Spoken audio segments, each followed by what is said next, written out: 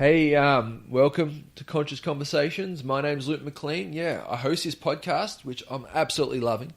What it does is it basically, I catch up with people who I love, who inspire me. I reach out to people that I don't even know, but I just like their story. I like something about them. Something about them speaks to me, and I want to know more about them. And why I want to know more about them is because I think they're living a conscious life. I think they've taken a life path that's really authentic to them.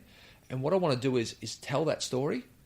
And then I want to explore it and capture the tools that they've used to stay true to their path. Because in modern life, and it just can get so easy to get off track.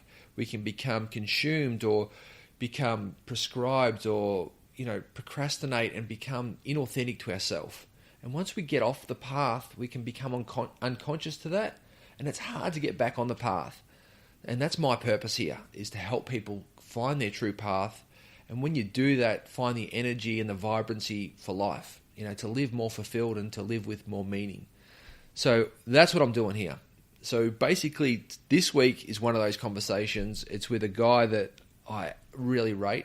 I met him about 2 years ago, and I just loved the way he thought. I loved the lens that he looked at life from, and we just sort of connected, and we've been connecting ever since. He does cool stuff, and he listens to his heart a lot, and he's really authentic in the way he speaks, and that's what we capture in this conversation, is the language he uses brings out who he really is, and that's something we can all learn.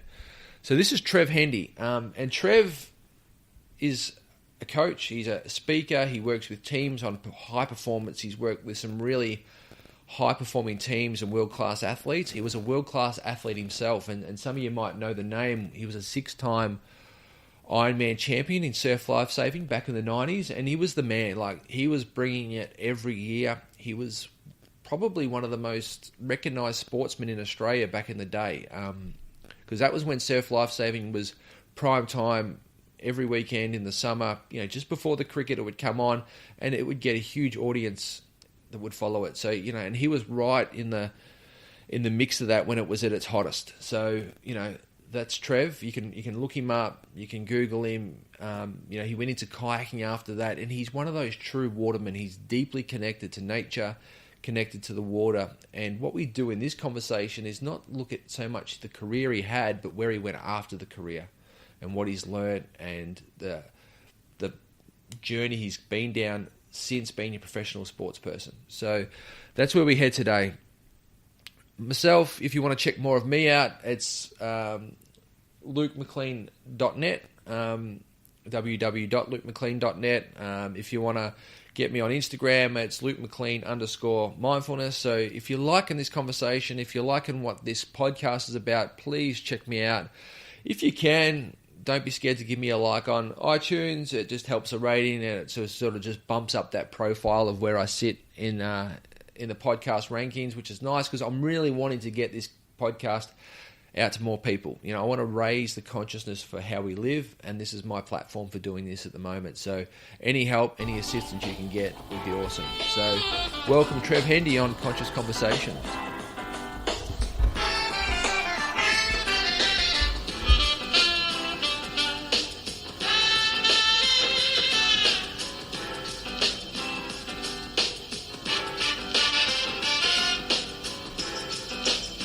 Start to ask you the first question, which I think would be really important for you, based on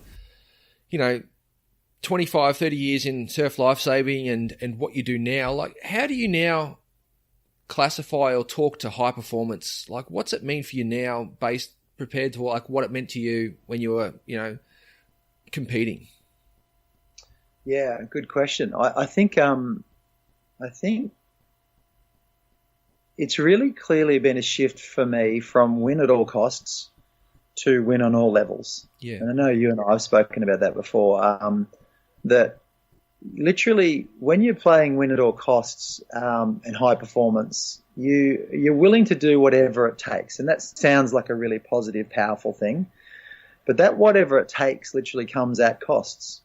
So you begin to erode other relationships or other possibilities by the belief that the only way to win this is to is to fight or kick or scream or train harder or train more or, dig deeper or whatever it may be. So there's this very male, yang-oriented sort of mindset at win at all costs that is literally about straight lines forward, straight lines forward, straight lines forward. Got to get up there and achieve that and grab this and do that. And so what that does is obviously you get some victories out of it, and you can sometimes get some real domination, periods of domination out of it, but hence you can hear in the context of the word domination, it's like, that feels like a double-edged sword in itself, because when you're winning from domination, somebody else is losing. Yeah. And when somebody else is losing, what you don't realize at that time is that spiritually, psychologically, energetically, ultimately, when someone else is losing on your watch, it impacts you at some level, at some stage. It comes back around. So the costs are sometimes not even always noticed till years later in the body, in the mind, in the soul, all sorts of different elements of it. So high performance in the old days was definitely about winning, doing whatever it takes, and it's all, the ends justifies the means. If you win, it's all worth it. Everybody's happy. But however, when you're doing that, you're cutting off, firstly, a lot of relationships and magic that can be had along the way by having the blinkers on so strongly. But secondly, you're actually eliminating the possibility that that's not even winning, that win-lose game is actually a lose-lose ultimately, because it always has to come back to you. It always cycles back via law of attraction.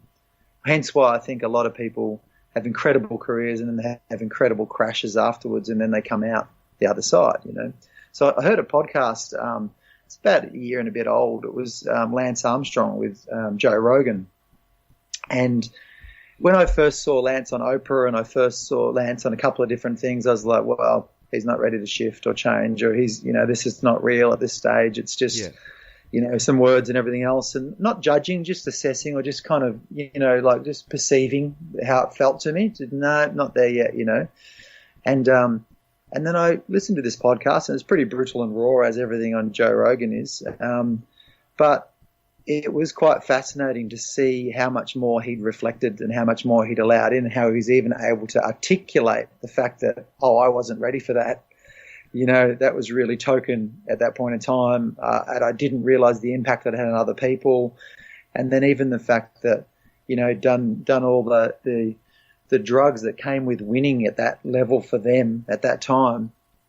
And he was ultimately alluded to the fact that wasn't the biggest impact. The biggest impact I had was the fact that I lied and betrayed people and lied to their face and manipulated, and the same strong personality that he used to win the Tour de France so many times and win those bike races and hustle his way through the peloton was the same force used in negative that he used to dismiss people's challenge of him. Even though they knew the truth wasn't what he was saying, he would use that incredible intellect and that incredible sort of almost egoic power to actually nullify that and say, you're crazy, So I didn't mean to bring that up. There's a prime example of win at all costs and what some of the costs were.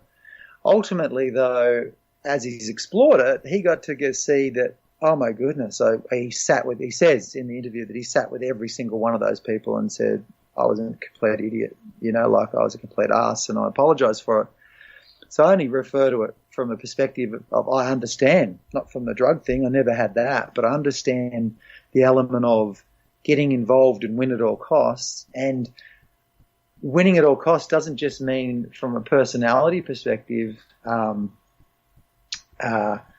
it's not just about winning the race. It's about winning the battle of that I am greater than you, in all forms of life. And you end up being like that in your relationship and in your family. And as long as I finish on top, this has been a good day. That could be just an argument, So ultimately, years later, when those things crumble and crash, I think for me, I was blessed and honored enough to have the right people around me to cycle back and go, wow, that's ego. That's all bullshit. That's crazy, and there is no winning in that. It's winning, losing, and then it's a win-lose cycle, which ultimately becomes lose-lose because everybody has to lose at some stage. Crazy thing is, though, when you put 100% into anything and you attract the right people and you're ready, even though that win-lose shifted to lose-lose, because I was a 100% type of guy, had the right people around me, that same persona I put into self-exploration and exploration of the human potential, and ultimately it turned into the most incredible experiences and absolute, love for my partner and my ex-partner and my family and connection and more understanding of the whole thing. So that's what I'd refer to as win on all levels, is that this mindset that we grow up with, that you must dominate to win, or you must knock away all challenges, potentially some people, myself included, have to go through that mindset to realize actually that's just a mindset. Yeah. And even just this morning, mate, I just had a swim on the beach and I was just thinking about a lot of challenges I've had recently organisationally, and I was just really thinking how it's quite funny. I was thinking, wow, there's a part of me still dying off. It's like the dissolving of the ego, yep.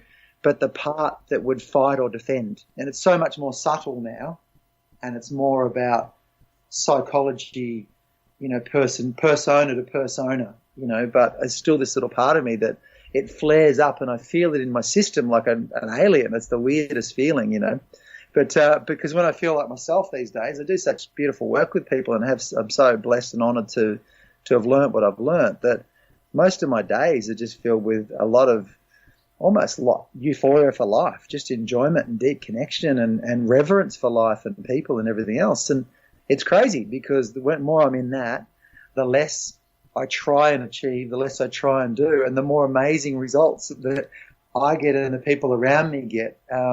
So there's a long-winded shift from win at all costs to win on all levels, and high performance now is actually letting go of the result and being intensely present in the moment and really attending to the people in front of me, and letting my dreams come to the surface and speaking my truth when I can.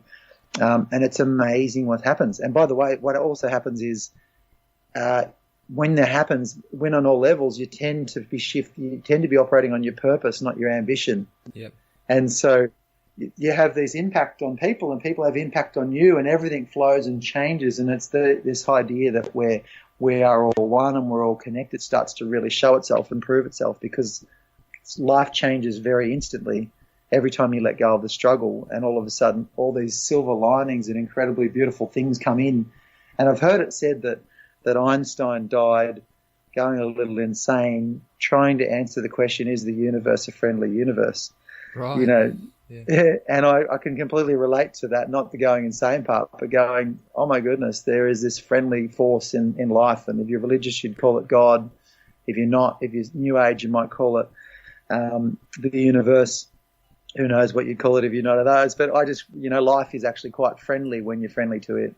Mate, I remember, and I concur completely, because I remember you and I were having a chat when we first met, and we were talking about the concept of, your sort of heads are stuck in the clouds and people are just on autopilot, just going through what they go through. And it's the work to do is just to bring their heads from under the clouds so they could just see clearly, just for a bit, just so they could actually see it through a different lens. And again, it sounds exactly, sometimes when you see it that clearly or from a different way, it can also have its struggles as well, because you can see what you believe others can't, and it's quite different. Like your lens is different in how you see things, and it's not the norm. Totally. There's a saying, I think it's a Buddhism thing, is that the first step to enlightenment is always suffering.